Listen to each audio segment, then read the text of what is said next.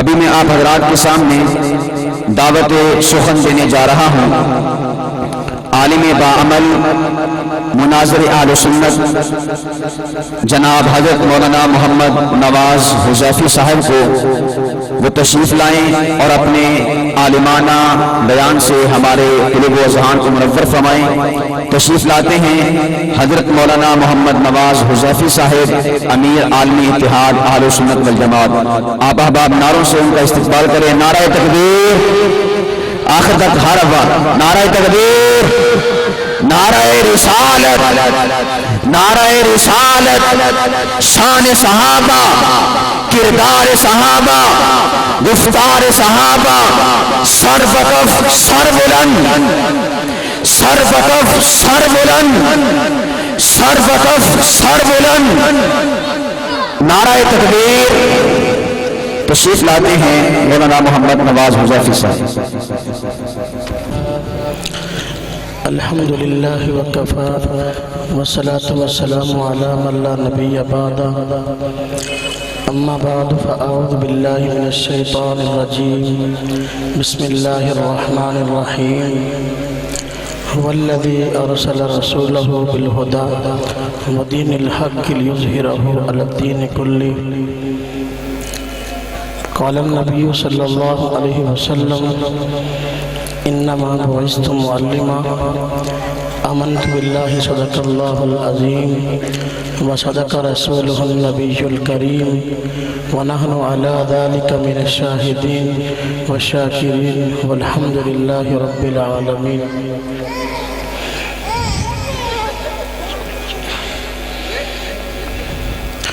واجب الاحترام بزرگوں اور دوستوں، مسلک اہل سنت والجماعت سے تعلق رکھنے والے غیور نوجوان دوستوں اور عزیزوں، آج کا ہمارا یہ دینی پروگرام تعلیمات پیغمبر کے نام سے منعقد کیا گیا ہے۔ ہماری جماعت عالمی اتحاد اہل سنت والجماعت پورے پاکستان میں بڑے بڑے شہروں کے اندر ہر سال ربیع الاول میں تعلیمات پیغمبر کے نام سے کانفرنسیں اور دینی پروگرام منعقد کرتی ہے۔ پہلے سالوں کی طرح الحمدللہ اس سال بھی تقریباً اکثر بڑے شہروں میں تعلیمات پیغمبر کے نام سے کانفرنسیں منعقد ہو رہی ہیں۔ بعض حالات اور مجبوریوں کی وجہ سے ہمیں اپنا یہ دینی پروگرام ربیع الاول سے پہلے رکھنا پڑا، لیکن ہے یہ ربیع الاول کے ہی پروگراموں کی ایک کڑی۔ ہمارے پروگرام کا عنوان ہے تعلیمات پیغمبر صلی اللہ علیہ وسلم۔ آج ہر مسلمان کو جس چیز کی سب سے اہم ضرورت ہے وہ اپنے پیارے آقا صلی اللہ علیہ وسلم کی تعلیمات کو پڑھنے کی، اس کو سمجھنے کی، ان پہ عمل کرنے کی ضرورت ہے۔ اس بات میں کوئی شک نہیں ہے کہ ہر مومن کی یہ کوشش ہے کہ اپنے پیغمبر صلی اللہ علیہ وسلم کی تعلیمات پر عمل کرے، لیکن ہمارے معاشرے میں اپنے پیغمبر صلی اللہ علیہ وسلم کی تعلیمات پر عمل کرنے کے لحاظ سے مختلف رکاوٹیں کھڑی کی جا رہی ہیں، سازشیں، اور آئے دن کوئی نہ کوئی نیا ہتھکنڈا کفار کی طرف سے دیکھنے میں آ رہا ہے۔ کفار کی یہ کوشش ہے کہ مسلمان اپنے پیغمبر کی تعلیمات کو بھلا کر یہود و نصارہ کے طرز پہ چل پڑیں۔ اللہ کے پیغمبر صلی اللہ علیہ وسلم نے اور اللہ تبارک و تعالیٰ نے مسلمانوں کو یہود و نصارہ کی پیروی سے روکا ہے۔ خاص طور پہ ارشاد فرمایا، یا ایھا الذین آمنوا لا تتخذوا الیہود والنصارى اولیاء، کہ اے ایمان والو یہودیوں اور عیسائیوں کو اپنا دوست نہ بناؤ، یہ لوگ تمہارے خیر خواہ نہیں ہو سکتے، ان کی کوشش ہے کہ تمہیں اپنی روش پہ ڈال دیں۔ مختلف کفار اس وقت ہمارے معاشرے میں پائے جاتے ہیں، سازشیں ہر کافر کی طرف سے ہو رہی ہیں، لیکن خاص طور پہ یہود و نصارہ کی سازشیں سب سے زیادہ بڑی ہوئی ہیں۔ اس لیے میں آج کے اس مختصر پروگرام میں نبی کریم صلی اللہ علیہ وسلم کی تعلیمات اور یہود و نصارہ کے موجودہ امتیازی دینی مسائل پر مختصر گفتگو کروں گا۔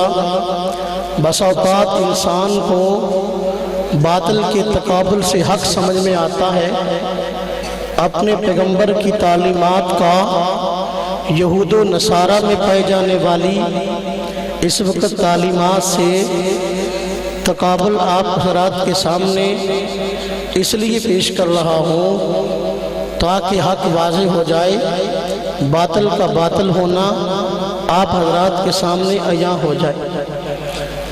آپ حضرات کو اس بات کا علم ہے کہ ہمارے پیغمبر صلی اللہ علیہ وسلم جو دین لے کے آئے، جو تعلیمات لے کے آئے، تعلیمات میں سب سے بنیادی تعلیم عقیدہ توحید کی ہے۔ نبی کریم صلی اللہ علیہ وسلم کا تشریف لانے کا بنیادی مقصد عقیدہ توحید کا تعارف، اس کا تحفظ، اس پر وارد ہونے والے اعتراضات کا جواب تھا۔ باقی نظریات بھی اسی سلسلہ کی آگے کڑی ہیں۔ عقیدہ توحید کا معنی کیا ہے؟ توحید کا معنی یہ ہے کہ اللہ رب العزت کی ذات کے ساتھ بھی کسی کو شریک نہ مانے، صفات کے ساتھ بھی کسی کو شریک نہ مانے۔ ہم مسلمانوں کا نظریہ اور عقیدہ ہو کہ خدا تعالیٰ کا نہ کوئی ذات میں شریک ہے، نہ کوئی صفات میں شریک ہے، اور اللہ رب العزت کی شیان شان ہر وہ خوبی جو اللہ کے لائق ہے اللہ رب العزت کے لیے خاص کی جائے، ہر وہ عیب جو اللہ کے لائق نہیں ہے اس کو اللہ تبارک و تعالیٰ کی طرف منسوب نہ کیا جائے۔ اللہ تبارک و تعالیٰ کے متعلق اور عقیدہ توحید سے متعلق ہمارے پیارے پیغمبر صلی اللہ علیہ وسلم کی تعلیم یہ ہے۔ قرآن میں اللہ تبارک و تعالیٰ نے ارشاد فرمایا وَإِلَٰهُكُمْ إِلَٰهٌ وَاحِدٌ، تمہارا معبود ایک ہی معبود ہے، لا الہ الا ہو، اس کے سوا کوئی معبود نہیں، هو الرحمن الرحیم، وہی رحمان اور رحیم ہے۔ خود قرآن کریم نے اللہ رب العزت نے اپنی توحید کی خود گواہی دی ہے، فرمایا شہد اللہ انہ لا الہ الا ہو، اللہ گواہی دیتے ہیں خود اس بات کی کہ اللہ کے سوا کوئی معبود نہیں ہے۔ جب یہ بات سامنے آئی کہ اسلام کی تعلیم یہ ہے، ہمارے پیغمبر نے اللہ سے جو تعلیم ہمیں دی ہے وہ یہ ہے کہ اللہ کی ذات کے ساتھ کسی کو شریک نہ کیا جائے، اس کی صفات کے ساتھ کسی کو شریک نہ کیا جائے، اور کوئی بھی ایسا عیب جو اللہ کی شان شان نہیں، کوئی بھی ایسا وصف جو اللہ کی شان شان نہیں، اللہ کی طرف منسوب نہ کیا جائے۔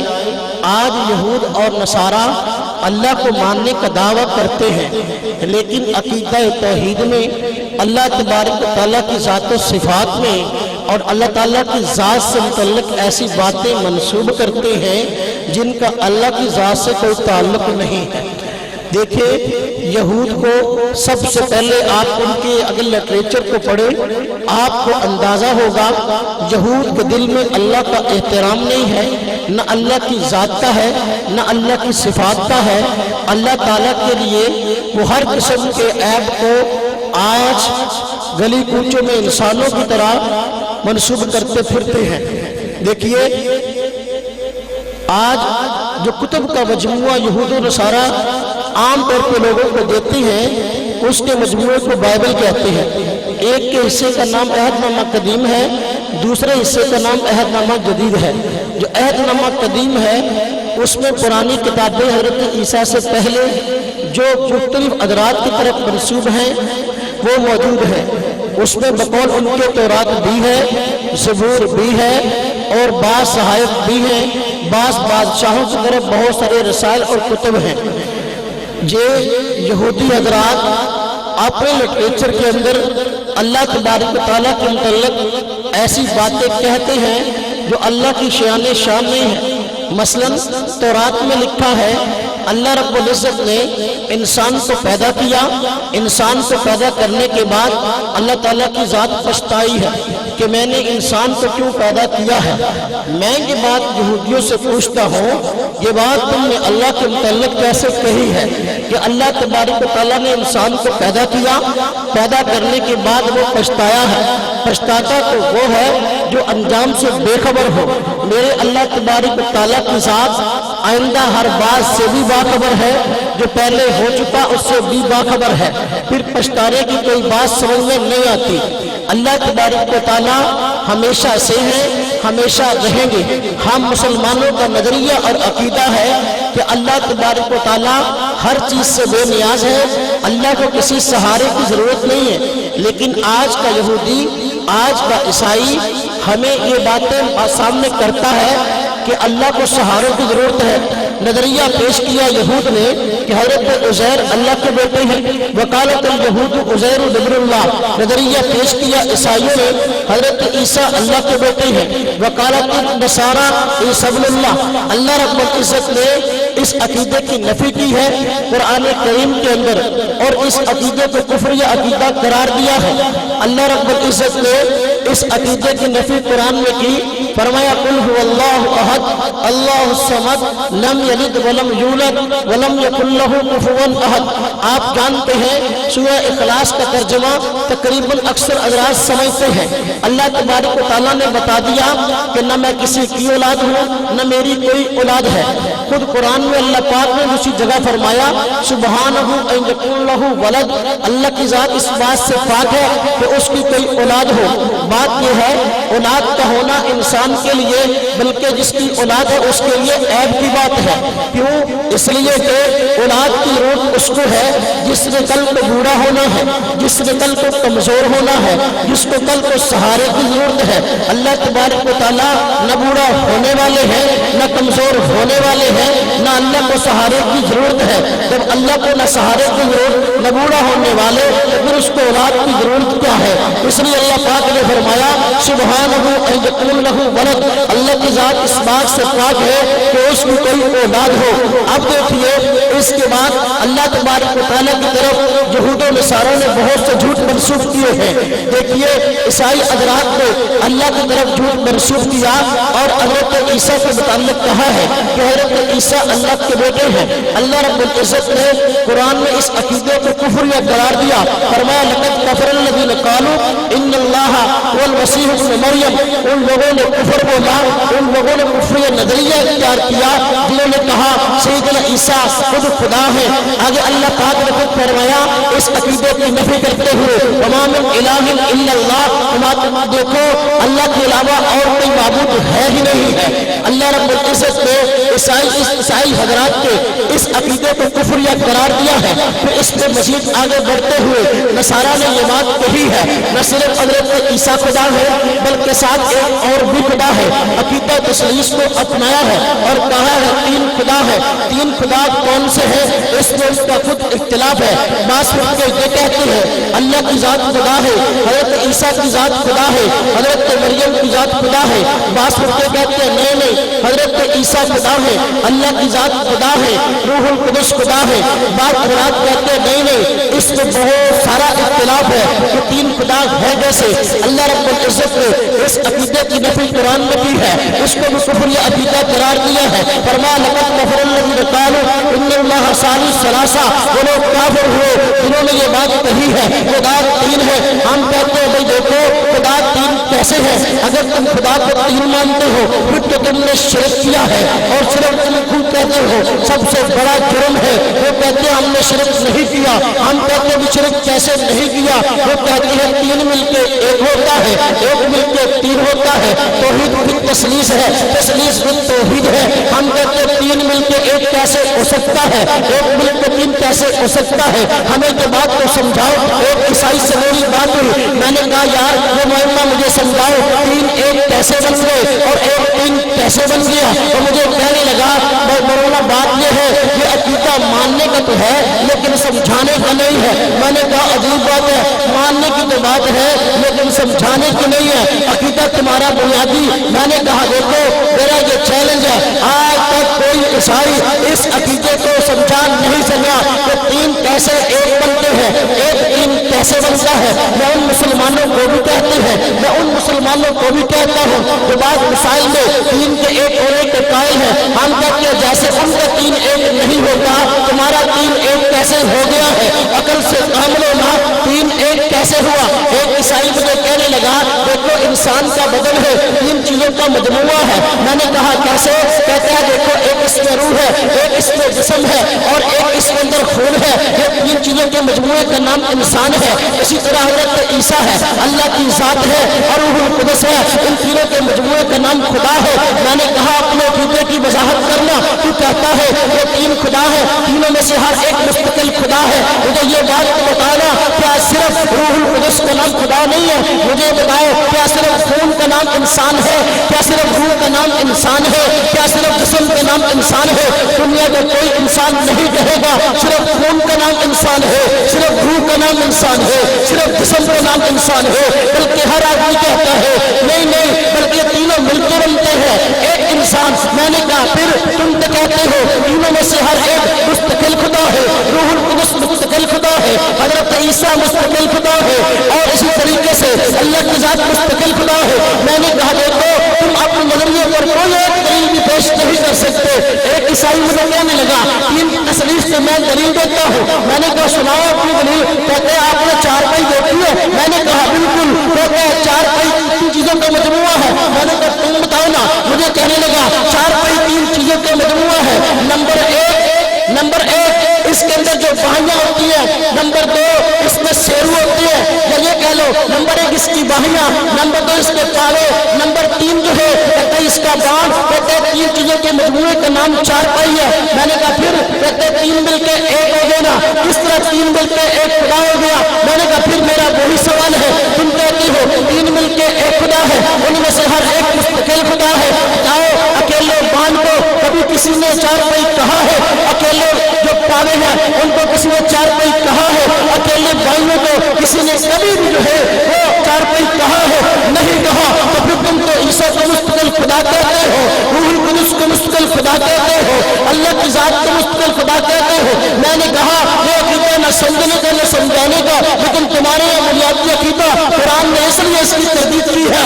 آج کوئی عقل اس کو قبول کرنے کے لیے تیار نہیں ہے۔ عیسائی اس عقیدے سے جتنے پریشان ہے شاید ہی اس عقیدے سے اتنے پریشان ہے۔ یہ قرآن کی تعلیم ہے۔ قرآن نے کہہ دیا وَإِلَٰهُكُمْ إِلَٰهٌ وَاحِدٌ، تمہارا معبود ایک ہی معبود ہے۔ ہم نے اس بات کو مان لیا، یہ ہمارے پیغمبر کی تعلیم ہے۔ پھر دیکھیے یہ عیسائی آگے آئے ہیں، انہوں نے اور بہت سے نظریات اختیار کیے ہیں۔ میں اگر اس کی وضاحت میں جاؤں گا بہت وقت ہو جائے گا، میں اس دوسری بات کو چھوڑتا ہوں۔ دیکھو پہلی تعلیم ہمارے پیغمبر کی یہ ہے تو عقیدہ توحید کو لے کر آئے ہیں۔ توحید کا جو تصور اسلام نے پیش کیا، ہمارے پیغمبر نے پیش کیا۔ دنیا میں کوئی کائنات میں آج پانے والا مذہب اس طرح کے تصور نہیں رکھتا، اس طرح کی تعلیم نہیں رکھتا۔ جو ہمارے پیغمبر کی تعلیم ہے وہ کسی اور کی ہے نہیں ہے۔ اب دوسرے مسئلے پہ آئیے، عقیدہ توحید کے بعد میں دوسرا مسئلہ آپ کی خدمت میں رکھتا ہوں۔ دیکھیے نجات کا مدار کس چیز پر ہے؟ اسلام اس کے متعلق کیا کہتا ہے؟ یہودیت کیا کہتی ہے؟ عیسائیت کیا کہتی ہے؟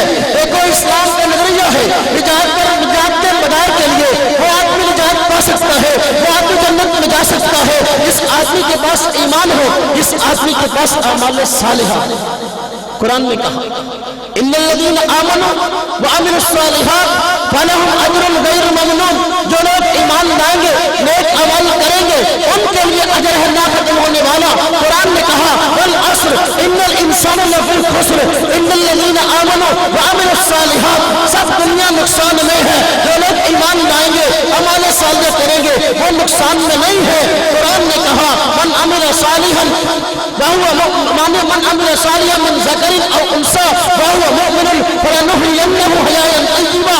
قرآن کہتا ہے دیکھو جو بھی نیک اعمال کرے گا، مرد ہو یا عورت ہو، ایمان کی حالت میں ہو، اللہ اس کو اس زندگی سے بڑھ کر آخرت میں بہترین زندگی عطا کریں گے.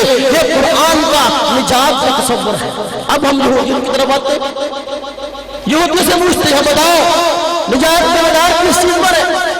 وہ کہتے ہیں نجات کا مدار یہودی ہونے پر.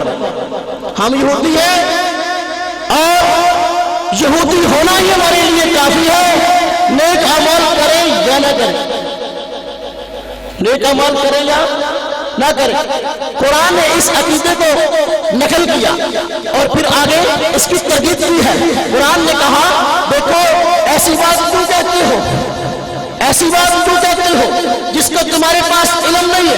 ام تقولون علی اللہ ما لا تعلمون.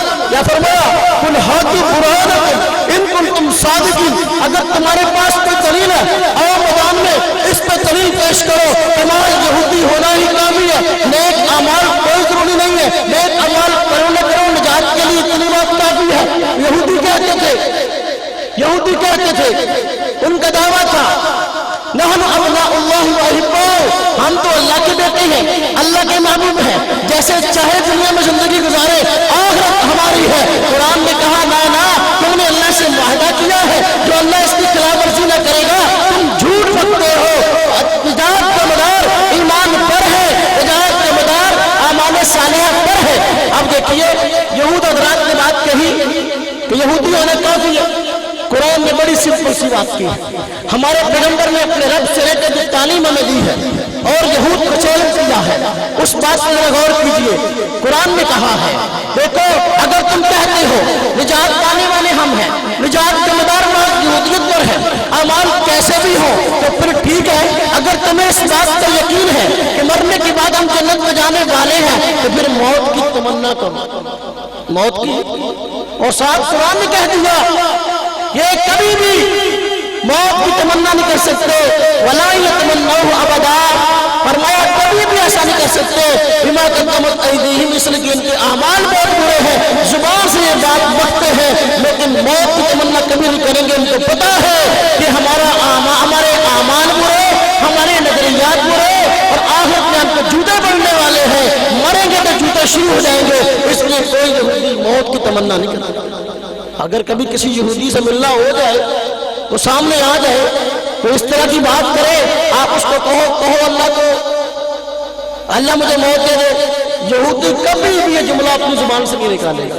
اور قرآن نے پہلے کہہ دیا یہودی کبھی بھی موت کی تمنا نہیں کرے گا. یہ اسلام کے سچ ہونے پر، قرآن کے سچا ہونے پر بہت واضح دلیل ہے. آپ عیسائیت کی طرف آئیے. عیسائی حضرات سے ہم نے پوچھا نجات کا مدار کس چیز پر ہے؟ عیسائی حضرات کہتے ہیں نجات کا مدار عقیدہ کفارہ پر. عقیدہ کفارہ کیا ہے؟ عیسائی کہتے ہیں اللہ رب العزت نے جب سب سے پہلے انسان حضرت آدم کو پیدا کیا، حضرت آدم کو جنت میں بسایا، ساتھ حضرت حوا کو رکھا. حضرت آدم کو منع کیا تھا کہ ایک درخت کا پھل نہیں کھانا. حضرت آدم نے پھل کو کھا لیا، انہوں نے گناہ کیا اور یہ گناہ پہلا تھا. اور پھر جتنی آدم علیہ السلام کی اولاد ہوئی ہے ساری اولاد موروثی طور پر گناہگار ہوئی کیونکہ ان کا باپ گناہگار تھا. جو بچہ پیدا ہو رہا تھا آدم سے لے کر حضرت عیسیٰ تک سب گناہگار پیدا ہو رہا تھا. اور عیسیٰ علیہ السلام آئے ہیں، وہ حضرت آدم کی اولاد میں سے نہ تھے اور آئے سولی پہ چڑھے ہیں، ہمارے گناہوں کا کفارہ بنے ہیں. وہ کہتے ہیں جو آدمی عقیدہ کفارہ پر ایمان نہیں رکھتا وہ نجات نہیں پا سکتا. عقیدہ کفارہ پر ایمان لانا نجات کے لیے بنیادی شرط ہے. یہ پوری عیسائیت کا خلاصہ ہے. اب میں ذرا آپ حضرات کے سامنے اس عقیدے کو واضح کروں. میں کہتا ہوں بنیادی کرتے ہیں جو عمارت تعمیر کی جاتی ہے اگر تعمیر کرتے وقت اس کی بنیادیں ٹھیک نہ رکھی جائے وہ عمارت آگے اوپر تک خیر و عافیت سے نہیں پہنچتی. اگر پہنچ بھی جائے زیادہ دیر اس کو قرار نہیں ہوتا. یہ تیری بنیاد غلط ہے. تو نے کہا عقیدہ کفارہ نجات کی مدار ہے، میں کہتا ہوں بنیاد غلط ہے. تو نے کہا حضرت آدم نے گناہ کیا، میں کہتا ہوں انبیاء سے گناہ ہوتا ہی نہیں ہے، انبیاء گناہ سے پاک ہے. پھر وہ جو ہوا حضرت آدم سے असमा, हजरत आदम से भूल हो गई है, जानबूझ कर ये काम नहीं किया है। वो दुनिया का कायदा कानून है, कोई यहूदी हो, कोई ईसाई हो, कोई दाहरिया यकीन हो, अगर उसके सामने कोई आदमी कह दे मैंने ये भूल कर काम किया है, उस पर मुआवजा नहीं होता। मुआवजा होता है नहीं। हजरत आदम ने कह दिया, अल्लाह पाक ने उनकी बात को जिक्र किया, फनसी आदम, हजरत आदम भूल गए, वलम नजिद लहू असमा, जानबूझकर उन्होंने ये काम नहीं किया। जब ये बात साफ हो गई, अब गुनाह की बुनियाद न रही, आगे नस्ल में मुंतकिल कैसे होगा, ये बात 100% गलत है। फिर देखो, तुम कहते सारी इंसानियत गुनाहगार चलती आ रही थी, हजरत आदम को भी गुनाहगार कहा, हजरत मूसा को भी, हजरत इब्राहिम को भी, हजरत इस्माइल को भी, सब अंबिया को गुनाहगार कह दिया। नाउज़ बिल्लाह मिन ज़ालिक। इस मफरूज़े की बुनियाद खुद बाइबल से तो पेश करो। आज तक कोई ईसाई अपनी जो बाइबल उठाया फिरता है उससे कोई एक हवाला भी पेश नहीं कर सका कि जो अकीदा कफारा मेरी निजात की मदार है, बाइबल में फला जगह पे लिखा है, कहीं भी अकीदा नहीं लिखा। अब एक अकीदा उनकी निजात का मदार है, लेकिन पूरी बाइबल में कहीं नहीं मिलता कि इक़रार अल्लाह है तो और क्या चीज है। फिर देखें, इन्होंने कहा निजात का मदार अकीदा कफारा पर है। मैं कहता हूं भाइयों, इसमें जरा गौर करो। अगर बाइबल को देखो, वो भी इसकी नफी करती है, कुरान तो इसकी नफी करता ही है। कुरान कहता है वला तज़िरु वाज़िरतुन विज़रा उख़रा, अगर एक इंसान से गलतियां हुई हैं तो उसका बोझ उसी पर है, दूसरे इंसान पर उसका बोझ नहीं डाला जाएगा। कुरान कहता है फमन यअमल मिस्काल ज़र्रतिन खैरन यरा वमन यअमल मिस्काल ज़र्रतिन शर्रन यरा। कुरान कहता है जर्रा पर नेकी का करेगा अपनी नेकी का बदला पाएगा, और जो आदमी जर्रा पर बुराई करेगा उसका बदला वो खुद पाएगा। यह कुरान कहता है वअन लैसा लिल इंसान इल्ला मा सहा। कुरान कहता है जो आदमी खुद अपने लिए भागदौड़ करता है उस भागदौड़ का अंजाम उसको मिलने वाला है। तुम कैसे कहते हो हिजाब का मदार अकीदा कफारा पर है? नाउज़ बिल्लाह, हज़रत आदम को गुनहगार मानते ही नहीं हो। अगर तेरी बात को लो तो गलती हज़रत आदम से हुई है, सूली पर हज़रत ईसा चढ़ रहे हैं, ये कहाँ का कानून है? आज ईसाई अदालतों में ऐसे ही होता है, जुर्म कोई और कर ले, सूली पर किसी और को चढ़ा दो, और पहले अपनी अकल में कभी कम अज कम अपनी अकल के जरिए थोड़ी बात सोचकर कभी ये बात कही होती तो फिर तुम्हें ये बात कहने की जरूरत न होती। कुरान कहता है यह अकीदा सरासर गलत है। कुरान ने इसकी तरदीद की है। निजात का मदार ईमान पर है, निजात का मदार अमाल सालिह पर है। अल्लाह रब्बुल इज्जत फरमाते हैं इन्नल्लाह ला यग़फिरु अन युश्रक बिही व यग़फिरु मा दून ज़ालिका लिमन यशा। शिरक के अलावा हर गुनाह माफ कर देता हो। तो भाई आदम से भूल हुई थी, अल्लाह पाक ने माफ कर दिया। कुरान ने कहा है, उनके अल्फाज को जिक्र किया, हज़रत आदम और हज़रत हव्वा के रब्बना ज़लमना अनफुसना व इन लम तग़फिर लना व तरहमना लनकुनन्ना मिनल खासिरीन। कुरान ने कहा बताबा अलैहि, उनकी तौबा को कबूल किया है, और तौबा कबूल हो गई है, उन्होंने तौबा कर ली है, अब गुनाह रहा ही नहीं है, गुनाह पहले था ही नहीं। अगर गलती थी भूल थी, वो गलती नहीं नहीं है, अल्लाह पाक ने माफ कर दिया है। अब तुम बताओ आगे गुनाह सिराज कैसे करेगा? मैं एक दिन बाइबल को खोल कर बैठा था, उसकी पहली किताब पैदाइश को देखा। उसमें मुख्तलिफ किताबें हैं। पहली किताब का नाम किताब पैदाइश है, ये तौरात की पहली किताब है। तौरात 5 किताबों की मजमूए का नाम है। उसमें लिखा था जो आदमी अंगूर खाता है उसी के दांत खट्टे होते हैं। जो अंगूर खाता है उसी के दांत खट्टे होते हैं। मैंने कहा जिसने अंगूर खाया दांत उसी के खट्टे हुए, अंगूर किसी ने खा लिया दांत किसी और के खट्टे करते हो। अरे उस अकल से काम तो ले लो। फिर अल्हम्दुलिल्लाह इस्लाम की वो तालीमात जो हमारे पैगंबर सल्लल्लाहु अलैहि वसल्लम लेकर आए हैं, अगर गौर से देखें अल्हम्दुलिल्लाह आज सारे अदयान से बिल्कुल मुमताज है। हर इंसान ये सोचने पर कहने पर मजबूर है कि इस्लाम की तालीमात जो हमारे पैगंबर लेकर आए हैं वाकई वो ऐसी तालीमात जिनके कोई दुनिया के अंदर मिसल नहीं है। अब मैं तीसरी बात पेश करूं इस हवाले से। अल्लाह अकबर। इंसान का मकाम क्या है इसके मतलब कुरान का तस्वीर पेश करता है। हमारे पैगंबर ने इस सिलसिले में क्या तालीम पेश की है, यहूदियत इस सिलसिले में क्या कहती है, ईसाईयत इस सिलसिले में क्या कहती है। जो कुरान ने हमारे पैगंबर ने तस्वीर یا انسانیت کا کہ انسان کا مقام یہ ہے، میں اس کے متعلق بات عرض کروں۔ اللہ نے خود قرآن میں فرمایا ہے، جب حضرت آدم کو پیدا کرنے کا ارادہ فرمایا، فرشتوں کے سامنے تذکرہ کیا، فرمایا وَإِذْ قَالَ رَبُّكَ لِلْمَلَائِكَةِ إِنِّي جَاعِلٌ فِي الْأَرْضِ خَلِيفَةً۔ یہ خلیفہ کس کا مقام ہے؟ یہ انسان کا مقام ہے۔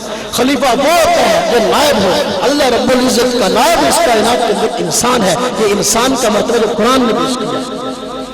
قرآن نے کہا لَقَدْ خَلَقْنَا الْإِنسَانَ فِي أَحْسَنِ تَقْوِيمٍ، اس کائنات کے اندر جتنی مخلوقات پیدا ہوئی ہے سب سے خوبصورت ترین میں نے مخلوق انسان پیدا کی ہے۔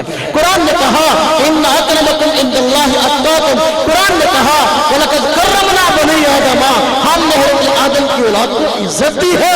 آج عیسائی کہتا ہے اللہ نے آدم علیہ السلام کی اولاد کو ذلیل کیا، سب گناہگار چلتی آ رہی ہے۔ قرآن کہتا ہے وَلَقَدْ كَرَّمْنَا بَنِي آدَمَ۔ مجھے بتاؤ ہر انسان اگر اپنے آپ کو گناہگار سمجھے گا تو میں تو بھائی بخشا نہیں جاؤں گا، میں تو گناہگار ہوں، تو بتاؤ وہ نیکی کس امید پر کرے گا؟ قرآن نے عزت دی ہے انسان کو۔ وَلَقَدْ كَرَّمْنَا بَنِي آدَمَ، یہ ہمارے پیغمبر کی تعلیم ہے۔ جبکہ یہودیت کی طرف دیکھیے، یہودی کہتے ہیں نا اس کائنات کے اندر اگر کسی انسان کا مقام ہے تو وہ یہودی ہے۔ یہودیوں کے علاوہ دنیا میں کوئی آدمی کتنا ہی نیک کیوں نہ ہو، کتنا ہی زیادہ عبادت گزار کیوں نہ ہو، وہ انسان دنیا کے اندر کسی قدر اور کسی منزلت کے لائق نہیں ہے اور اس کو کسی قسم کا مقام حاصل نہیں ہو سکتا۔ یہی وجہ اگر کوئی بنی اسرائیل کے علاوہ انسان یہودی ہو گئے نعوذ باللہ اور یہودیوں میں شامل ہونا چاہے، یہودی اس کو اپنے اندر شامل نہیں ہونے دیتے۔ ایسی بیوقوف قوم ہے، منصوبہ ہے پوری دنیا پر چھا جانے کا، لیکن کوئی غیر قوم سے نعوذ باللہ یہودی ہوتا ہے اس کو یہودی ماننے کو تیار نہیں ہے، جہاں تک کہ کوئی یہودی اپنے علاوہ کسی اور عورت کے ساتھ شادی کرنے کو تیار نہیں ہے۔ یہ یہودیت کا انسان کا مقام ہے ان کے ہاں کہ وہ صرف اپنے کو انسان سمجھتے ہیں، دوسرے کو انسان ہی نہیں سمجھتے۔ یہ عیسائیوں کی طرف آئی، میں نے اس بات کی وضاحت کی ہے کہ عیسائیوں کے ہاں انسان کا مقام کیا ہے؟ جو انسان پیدا ہو رہا ہے آدم کی اولاد سے، ہر انسان گناہگار ہے۔ دیکھو جب عیسائی ہر انسان کو گناہگار سمجھتا ہے، یہودی اپنے علاوہ کسی کو معصوم سمجھتا ہی نہیں ہے، آپ انصاف کرو کہ پھر انسانیت کہاں جائے گی؟ قرآن نے کہا وَلَقَدْ كَرَّمْنَا بَنِي آدَمَ، اللہ پاک نے حضرت آدم کی اولاد کو عزت لے ساتھی۔ اب آخری بات میں اس حوالے سے عرض کروں اور اپنی بات کو ختم کروں۔ اللہ رب العزت نے کتاب ہمیں لیے باقی ہے اور کتابیں آج یہودیوں اور عیسائیوں کے پاس بھی ہے۔ جو کتاب ہمارے پاس ہے ہمارے پیغمبر نے ہمیں عمل کے لیے دی ہے، ہمارے پیغمبر کی تعلیم ہے، اس کتاب کو دیکھو تو یہودیوں کے پاس آ جائے ان کو دیکھو۔ یہود اور نصارے کے پاس جو کتابیں ہیں ان کا دعویٰ تو ہے کہ یہ انبیاء کی طرف منسوب ہے اور یہ مختلف حضرات کی الہامی کتابیں ہیں، لیکن ان میں سے ایک کتاب بھی اپنی اصلی حالت پر اس وقت موجود نہیں ہے۔ الحمدللہ قرآن ہمارے پاس محفوظ ہے۔ قرآن کے متعلق ہم ڈنڈے کی چوٹ پر کہہ سکتے ہیں کہ جو قرآن ہمارے پیغمبر پر اترا ہے وہ پہلے بھی ویسے کا ویسا تھا اور آج بھی ویسے کا ویسا ہے، قیامت تک اس میں تبدیلی نہیں ہو سکتی۔ لیکن یہود اور نصارہ کے پاس جو کتابیں ہیں ان میں تبدیلیاں ہوئی ہیں، وقت گزرنے کے ساتھ ساتھ اس میں تبدیلیاں ہوتی چلی جا رہی ہیں، پہلے بھی کرتے آئے ہیں اب بھی کر رہے ہیں۔ قرآن نے خود قرآن کے متعلق کہا ہے اِنَّا نَحْنُ نَزَّلْنَا الذِّكْرَ وَإِنَّا لَهُ لَحَافِظُونَ، ہم نے اس قرآن کو اتارا، ہم اس کی حفاظت کریں گے۔ لیکن قرآن کے علاوہ یہ گارنٹی اور یہ خاص خصوصیت جو ہے یہ قرآن کے علاوہ کسی اور کتاب کے متعلق نہیں عطا کی گئی، کسی کتاب کو بھی۔ آپ دیکھیں اب یہ جو کتابیں ہیں یہودی اور عیسائی کے پاس ہے، ہم کہتے ہیں تمہاری اپنی گھر کی بنائی ہوئی ہیں، وہ انبیاء جن کتابیں منسوخ کی جاتی ہیں ان کی زبان کا پتہ نہیں ہے اور کس زبان میں ہوتی تھی، ان کو اردو زبان میں نقل کس نے کیا۔ آپ پاکستان کی بائبل اٹھائیے اس میں الفاظ اور ملیں گے، بنگلہ دیش کی اٹھائیے وہ اور ملے گی، انڈیا کی اٹھائیے اور ملے گی، انگلش میں اٹھائیے اور ملے گی، پاکستان کی اٹھائیے اور ہے۔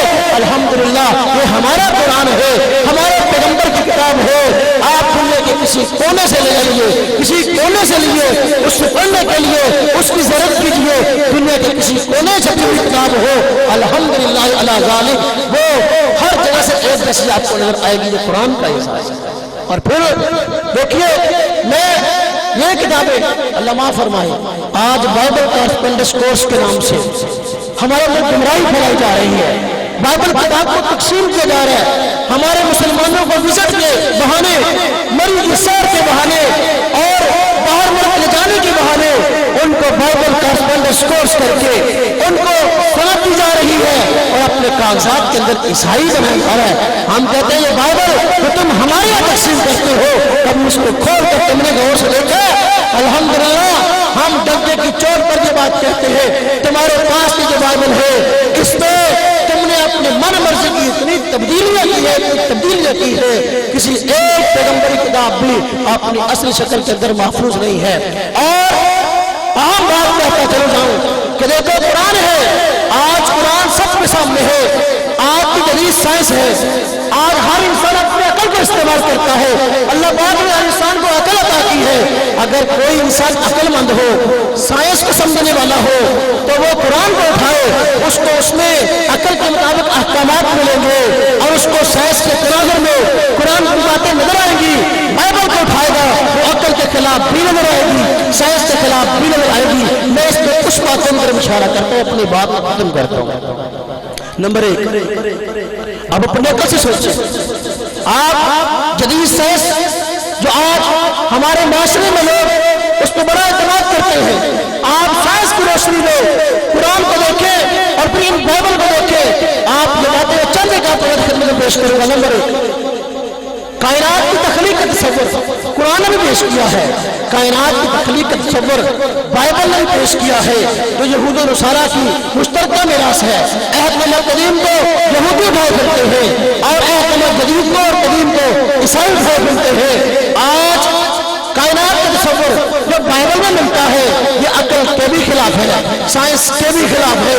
قرآن کہتا ہے اللہ پاک نے آسمان کو پیدا کیا، قرآن کہتا ہے اللہ پاک نے زمینوں کو پیدا کیا، زمینوں اور آسمان کائنات کی تخلیق کا تذکرہ قرآن نے بھی کیا ہے، بائبل نے بھی کیا ہے۔ ذرا غور کیجئے، اللہ رب العزت نے وہ تذکرہ کیا وہ عین سائنس کے مطابق ہے جو قرآن میں موجود ہے، لیکن جو آج بائبل میں ہے وہ بالکل سائنس کے خلاف ہے۔ آج میرے خیال میں میٹرک کیا ہوا بچہ بھی اس بات کو سمجھتا ہے کہ اللہ رب العزت نے جب کائنات کو پیدا کیا ہے تو سورج اور چاند کو پہلے پیدا کیا ہے، روشنی کا وجود اس کے بعد میں آیا ہے۔ کیوں؟ کائنات میں پھیلی ہوئی روشنیاں یہ تو مصنوعی ہے نا، حقیقی روشنیاں جو دن اور رات کا سبب ہے، کائنات میں پھیلی ہوئی روشنیاں یہ سورج اور چاند کی وجہ سے ہے، اور روشنی کا سبب سورج اور چاند کا پیدا کیا جانا ہے۔ سبب پہلے ہوتا ہے اور مسبب بعد میں ہوتا ہے۔ سورج اور چاند پہلے پیدا کیے گئے ہیں، روشنی بعد میں آئی ہے، لیکن تورات کہتی ہے آج جو یہودی اٹھائے پھرتے ہیں، آج جو عیسائی اٹھائے پھرتے ہیں کہ دیکھو تورات کہتی ہے روشنی پہلے پیدا ہوئی ہے، سورج اور چاند جو اس کے اسباب میں روشنی پیدا ہونے کو بعد میں پیدا ہوئی۔ میں کہتا ہوں آج سائنس اس غلطی کو کیوں نہیں پکڑتی؟ سائنسدان آج اسلام قبول کیوں نہیں کرتے؟ اتنی موٹی سی غلطی وہ ایک میٹرک پڑھا ہوا بچہ ہی پکڑ سکتا ہے، تمہارے پاس اتنی عقل نہیں ہے۔ دوسری بات تورات کہتی ہے آج جو یہود اور عیسائی اٹھائے پھرتے ہیں اس میں ہے کہ آپ میرا جانتی ہیں کہ سائنس یہ بات کہتی ہے، قرآن و سنت اس میں گواہ ہے کہ صبح اور شام جو اس وقت آ رہی ہے، دن اور رات کے آنے کا جو نظام ہے یہ کیوں ہے؟ اللہ رب العزت آج سائنس کہتی ہے کہ زمین گھومتی ہے، زمین کی گردش کی وجہ سے دن اور رات بنتے ہیں، صبح اور شام آتے ہیں۔ معلوم ہوا زمین کی گردش کی وجہ سے صبح اور شام کا وجود ہے، لیکن آج تورات کہتی ہے کہ نہیں، صبح اور شام پہلے آئے تھے اور زمین کی پیدائش بعد میں ہوئی ہے۔ میں کہتا ہوں یہ بھی عجیب منطق ہے، نہ اس کو عقل مانتی ہے نہ اس کو سائنس مانتی ہے، اس لیے تم یہ بات کرتے نظر آتے ہو۔ تیسری غلطی جو عقل بھی تسلیم نہیں کرتی، سائنس بھی تسلیم نہیں کرتی، آپ حضرات جانتے ہیں نباتات کا وجود میں آنا، گھاس پھوس کا وجود میں آنا یہ کیوں ہے؟ اس کی نشو نما جو ہے سورج کی وجہ سے ہوتی ہے. سورج ہے اللہ رب العزت نے اس کے اندر ایسی توانائی رکھی ہے. پودے اس کو ٹیسٹ کرتے ہیں, پودے جو ہے پھولتے پھولتے ہیں, ان کی نشو نما جو ہے وہ سورج کے ذریعے ہوتی ہے. یہ قرآن کا فیصلہ ہے, یہ سنت کا فیصلہ ہے, یہ سائنس کا فیصلہ ہے. لیکن تورات کیا آتی ہے؟ آج کی تورات میں لکھا ہے نا وہ بات نہیں ہے, بلکہ نباتات اور گھاس پہلے وجود میں آئے ہیں, سورج بعد میں وجود میں آیا ہے. یہ ایسی موٹی غلطی ہے, ایک نیگیٹو پڑا ہوا بھی اس غلطی کو تسلیم کر سکتا. آگے چوتھی غلطی یہ دیکھیں, سب الحمدللہ نیگیٹو پڑے ہوئے بچے اس بات کو جانتے ہیں یہ چاند یہ روشنی کس سے حاصل ہے؟ سورج سے. سائنس بھی یہ بات کہتی ہے. الحمدللہ قرآن نے بھی اس کی طرف اشارت کی ہے, سنت میں اشارت موجود ہے. للشمس ينبغي لها ان تدرك القمر ولا الليل سابق النهار كل في فلك يسبحون. میں اس کی لمبی بحث نہیں جاتا, لیکن الحمدللہ قرآن اس کا ضامن ہے.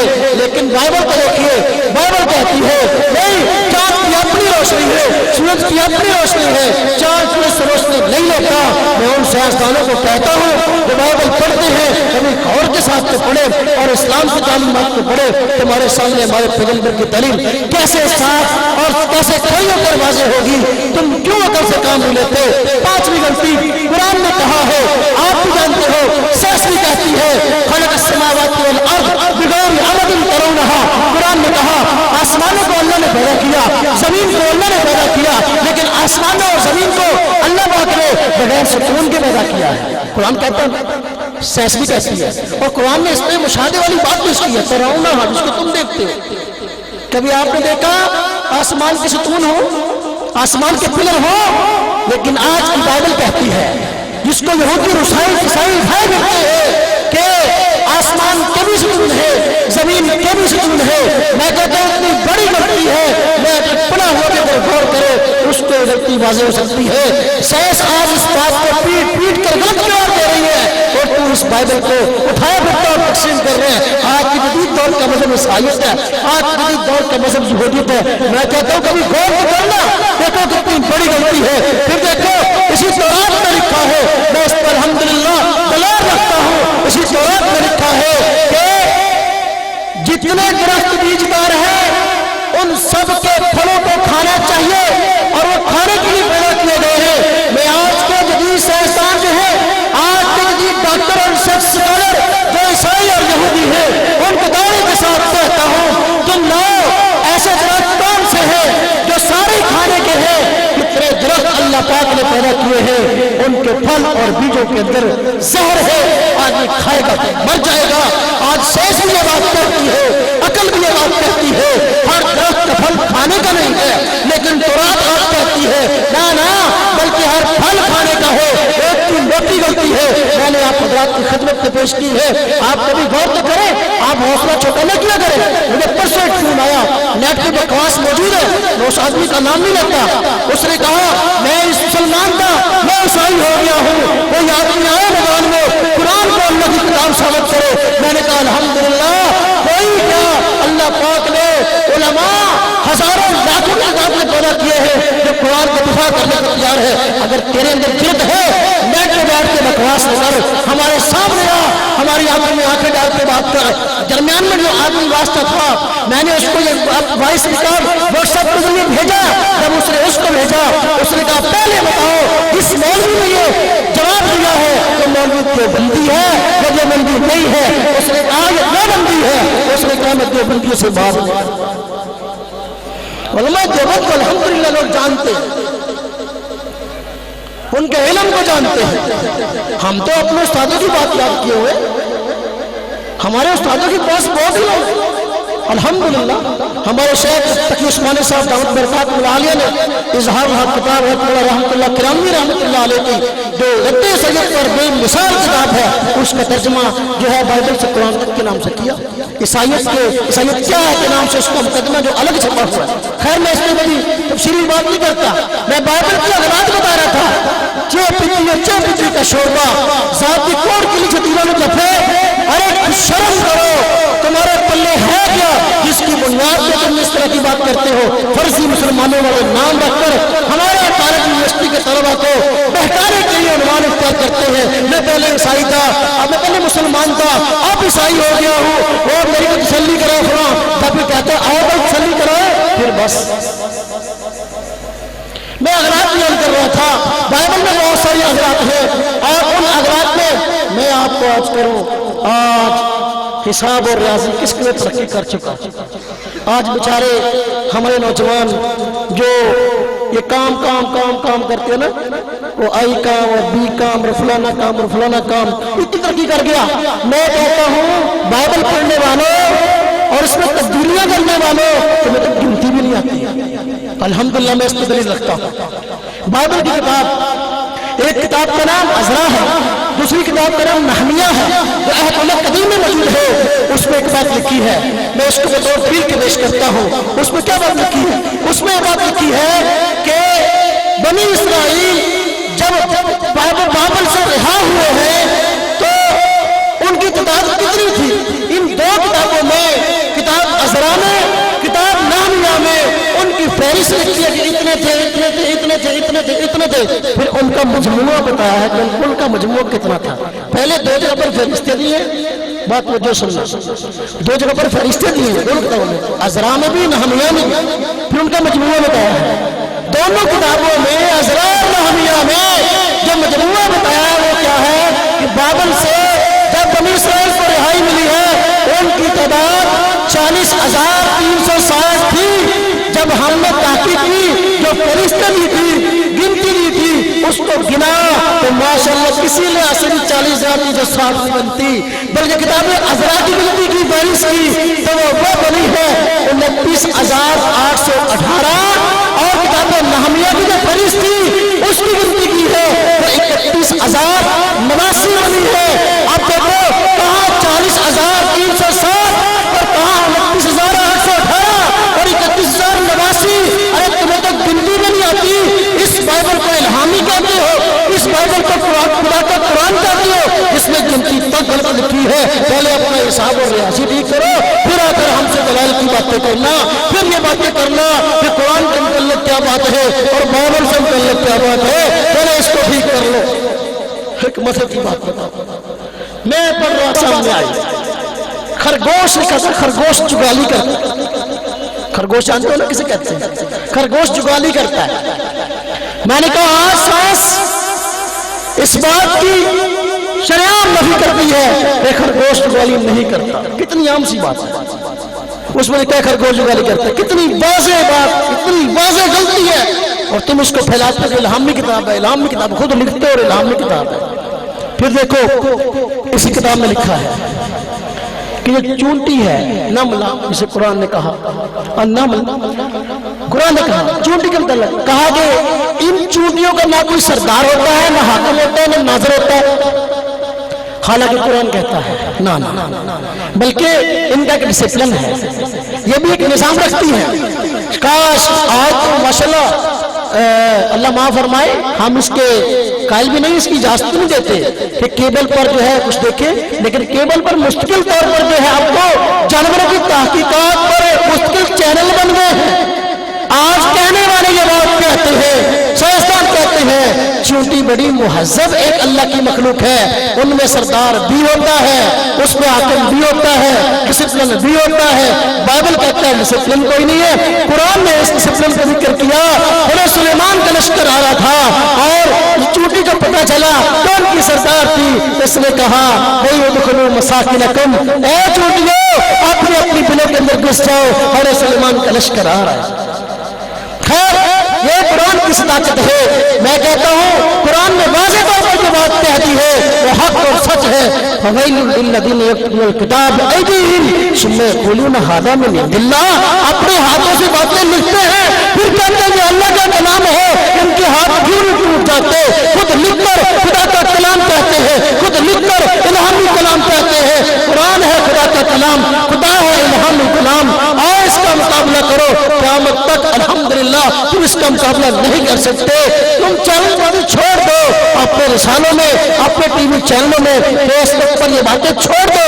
الحمدللہ ہم اس میں دلائل رکھتے ہیں, اور یہ دلائل ایسے ہیں ہمارے پیغمبر نے تمہارے دانت کھٹے کیے تھے, تمہیں وہ دانت ابھی تک جو کھٹے ہیں وہ تمہارے درست نہیں ہوئے, تمہارے منہ کا ذائقہ پہلے صحیح نہیں ہوا, آپ مزید جو ہے بگاڑنا چاہتے ہو. نجران کے عیسائی آ کے ہمارے پیغمبر کے ساتھ مباحثہ کرنے کے لیے, حضرت عیسیٰ اللہ کے بیٹے ہیں, حضرت ہمارے پیغمبر نے خوب دلائل دیے اور دلائل کے ساتھ ان کے دانت کھٹے کیے. نا حضرت عیسیٰ اللہ کے رسول ہے, قرآن نے کہا اپنا فرمایا کہ حضرت عیسیٰ جو ہے وہ اللہ کے رسول ہے, ان سے پہلے بھی بہت سے رسول گزر چکے ہیں. دیکھو لیکن وہ لاجواب ہو گئے, باہر جا کے بکواس کرنے لگے کہ دیکھو مسلمانوں کے پیغمبر سے جو ہے ہم نے بات کی, اس کو بات نہیں آئی. قرآن نے کہا اچھا اگر یہ بات ہے, تم دلائل سے ماننے والے نہیں ہو, تم ایک جگہ پہ بیٹھے تھے, دلائل سے قائل نہیں ہوئے, پراپگنڈا کرتے ہو, آؤ میدان میں, ہم تمہارا کھلے عام مقابلہ کرنے کو تیار ہے. وَدْعُوا أَبْنَاءَنَا وَأَبْنَاءَكُمْ وَنِسَاءَنَا وَنِسَاءَكُمْ, آؤ تم اپنے بیوی بچوں کو لے کے آؤ, ہم اپنے بیوی بچوں کو لے کے آتے ہیں, اور اللہ کے سامنے فریاد کرتے ہیں. وہ جھوٹا ہے اس پہ اللہ کی لعنت ہو, وہ اللہ کو جھوٹا ہے وہ ہلاک ہو. حضرت پیارے پیغمبر صلی اللہ علیہ وسلم اپنے بعض گھر والوں کو لے کر آ گئے, اور ادھر سے نجران کے عیسائیوں کہا آؤ وہ جھوٹا ہوگا, اللہ اس کو ہلاک کرے گا, آؤ مباہلہ کرتے ہیں. لیکن نجران کے عیسائی آئے اور انہوں نے معافی مانگی اور کہا حضرت ہمیں معاف کر دے, ہم آپ کو سالانہ جزیہ دیا کریں گے, ہم تمہارے ساتھ آئندہ کبھی لڑائی نہیں کریں گے. تو تمہیں آج 1400 سال بعد کی بات سنیے کہ ہمارے پیغمبر نعوذ باللہ جھوٹے, ہمارا قرآن جھوٹا. ہم نے پہلے بھی مقابلہ کیا ہے, اپنے پیغمبر کی سنت کو زندہ کرتے ہوئے آئندہ بھی مقابلہ کریں گے. ہمارے پیغمبر کی تعلیمات کھری اور صاف ہو. آج کے جدید دور کا مذہب اسلام ہو, اسلام کے علاوہ آج کوئی بھی مذہب ایسا نہیں ہے جس کے ساتھ سائنس چل سکتی ہو, جس کے ساتھ عقل چل سکتی ہو. اسلام سائنس کے بھی موافق ہے, اسلام عقل کے بھی موافق ہے. اللہ رب العزت ہم سب کو اسلام کی قدر کرنے کی توفیق عطا فرمائے, اپنے پیارے پیغمبر صلی اللہ علیہ وسلم کی تعلیمات پر عمل کی توفیق عطا فرمائے. وآخر دعوانا الحمدللہ رب العالمین.